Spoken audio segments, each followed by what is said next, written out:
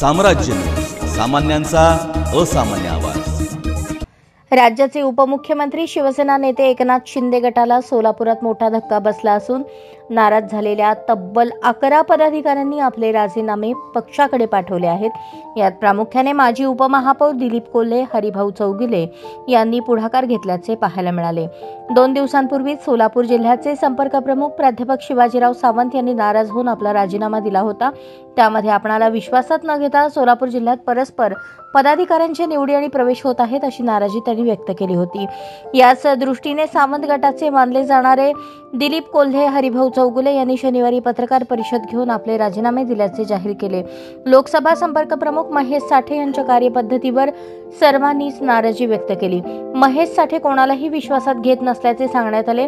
महेश साठे यांच्यामुळे पक्षाची वाताहत होत असल्याचा आरोप करण्यात आला। त्यांना पदे वाटण्याचा कोणताही अधिकार नसताना त्यांची लुडबुड का? मी सोलापूरचा समन्वयक असताना मला काहीही विचारले जात नाही अशी नाराजी कोल्हे यांनी व्यक्त केली।